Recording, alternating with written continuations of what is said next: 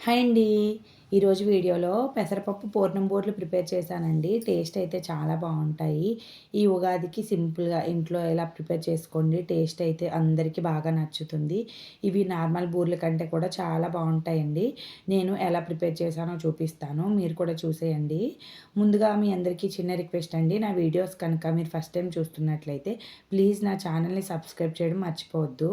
ఇప్పుడు పెసరపప్పు పూర్ణం బూరెలు ప్రిపేర్ చేసుకోవడానికి ఒక 4 అవర్స్ ముందే ఒక గ్లాస్ వరకు పొట్టు పెసరపప్పు నానబెట్టి పక్కన పెట్టుకున్నానండి. అలాగే ఒక అర గ్లాస్ వరకు గుండు మినపప్పు కూడా నానబెట్టి పక్కన పెట్టాను. 4 అవర్స్ పాటు నానితే కరెక్ట్‌గా సరిపోతుందండి. ఈ రెండిటిని నానబెట్టి పక్కన పెట్టేసుకున్నాను కదా! 4 అవర్స్ తర్వాత వీటిని నీట్‌గా క్లీన్ చేసుకోవాలండి. పెసరపప్పు మొత్తం పొట్టంతా పోయే వరకు బాగా కడుక్కోవాలి. ఇప్పుడైతే ఒక అరగంట ముందు ఒక పావు గ్లాస్ వరకు ఇడ్లీ రవ్వని తీసుకొని నానబెట్టానండి. పావుగంట నానబెడితే సరిపోతుంది. క్లీన్ చేసుకొని ఒకసారి నానబెట్టి పక్కన పెట్టుకుంటే సరిపోతుందండి. ఈ పప్పు అంతా క్లీన్ చేసుకున్నాం కదా! చూడండి పొట్టు మొత్తం పోయే వరకు క్లీన్ చేసుకుంటే సరిపోతుంది. అలాగే మినపప్పును కూడా ఒకసారి బాగా కడుక్కోవాలి. మొత్తం బాగా కడుక్కొని వీటినైతే గ్రైండర్‌లో వేసి రుబ్బుకోవాలండి. ఫస్ట్ అయితే పెసరపప్పును రుబ్బుకుందాము. పెసరపప్పు మనకి ఇడ్లీకి కానీ, గారెలకు కానీ ఎలాగైతే మెత్తగా రుబ్బుకుంటామో అలా మెత్తగా రుబ్బుకుంటే సరిపోతుందండి.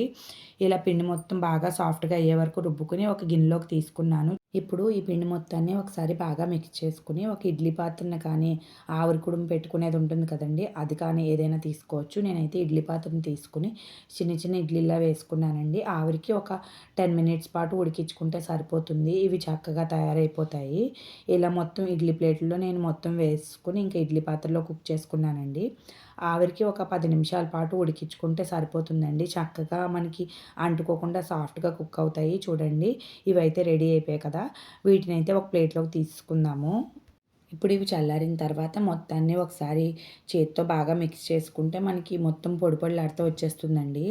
ఇవి మొత్తం పొడి పొడిలాడుతూ వచ్చిన తర్వాత దీన్ని పక్కన పెట్టేసుకొని, ఇప్పుడు ఒక ప్యాన్ పెట్టుకొని దానిలో ఒక 2 గ్లాసుల వరకు బెల్లం వేసుకున్నానండి. కావాలనుకుంటే షుగర్ కూడా వేసుకోవచ్చు. షుగర్‌తో ఈ బూరెలు అంత బాగోవండి. ఒక పావు గ్లాస్ వరకు వాటర్ వేసుకొని ఈ పాకాన్ని మరిగించుకోవాలి. పాకం మొత్తం దగ్గర పడే వరకు మనకి కొద్దిగా జిగురు పాకంలాగే తయారవ్వాలండి. వాటర్ కూడా మరీ ఎక్కువగా వేసుకోకూడదు. ఒక పావు గ్లాస్ వరకు వేసుకుంటే సరిపోతుంది. ఈ పాకంలోంచి నేను కొద్దిగా ఒక 2 గరిటెల వరకు పాకం తీసి పక్కన పెట్టుకున్నానండి. ఈ పాకాన్నయితే బాగా మరిగించుకోవాలి. మనకి కొద్దిగా ముద్ర పాకం వచ్చే వరకు మరిగించుకున్న తర్వాత, ఇందాక ఇడ్లీని మొత్తం పొడి చేసుకొని పక్కన పెట్టుకున్నాం కదండీ పెసరపప్పుని. దానిలో ఈ పాకాన్ని మొత్తం వేసుకోవాలి. నేను తీసుకున్న పిండికి కరెక్ట్‌గా పాకం సరిపోతుందండి. కొద్దిగా కూడా పట్టదు. కరెక్ట్‌గా సరిపోతుంది. 2 గ్లాసుల బెల్లానికి కొద్దిగా వాటర్ వేసుకొని ఇలా పాకాన్ని పట్టుకుంటే జిగురు పాకం సరిపోతుందండి. ఇప్పుడు ఈ పొడిలో మొత్తం పాకాన్ని వేసుకొని మొత్తాన్ని బాగా దగ్గరికి కలుపుకోవాలండి. పాకం మొత్తం పీల్చేసుకుంటుంది. మనకి చూడటానికి అలా కనిపిస్తుంది కదా! కాసేపటికి మొత్తం పీల్చుకుంటుంది.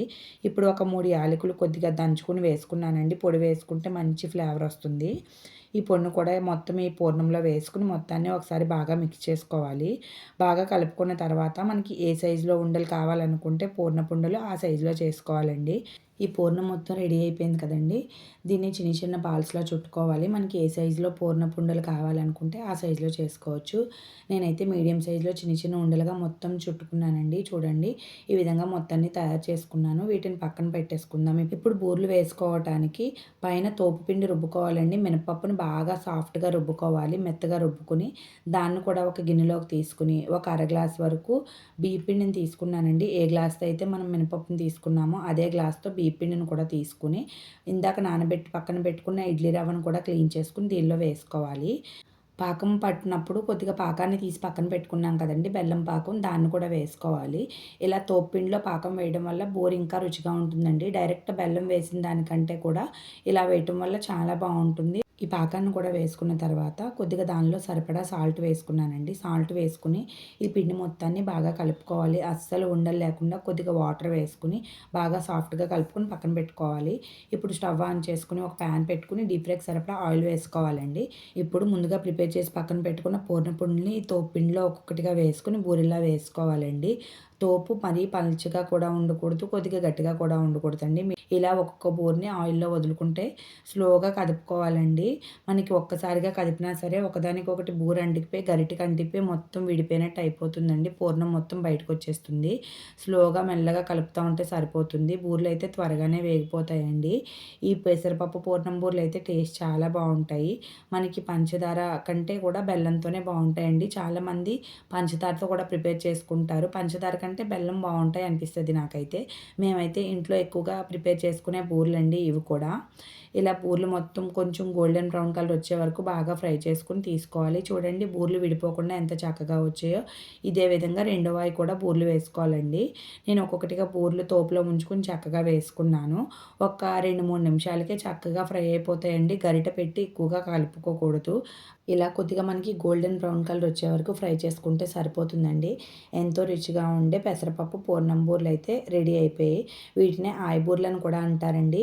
మీ ఇంట్లో ఈ ఉగాదికి స్పెషల్‌గా ఈ బూరెలు ప్రిపేర్ చేసుకోండి. టేస్ట్ అయితే అదిరిపోతుంది. పిల్లల నుండి పెద్దవాళ్ళ వరకు కూడా చాలా ఇష్టంగా తినేస్తారండి. బూరెలు చూడండి ఎంత మెత్తగా, సాఫ్ట్‌గా వచ్చినాయో. ఇంట్లో స్పెషల్ పూజలు చేసుకున్నప్పుడు కానీ, పండుగలప్పుడు దేవుడికి నైవేద్యాలకు కానీ ఈ బూరెలనైతే ప్రిపేర్ చేసి పెట్టుకోవచ్చండి. టేస్ట్ కూడా చాలా బావుంటాయి. కొద్దిగా పని అనిపిస్తుంది గానీ టేస్ట్ బావుంటాయి కాబట్టి ప్రిపేర్ చేసుకోవచ్చు. ఇప్పుడు ఈ వీడియో మీకు నచ్చినట్లయితే ప్లీజ్ నా ఛానల్‌ని సబ్స్క్రైబ్ చేసి వీడియోకి ఒక లైక్ చేయండి.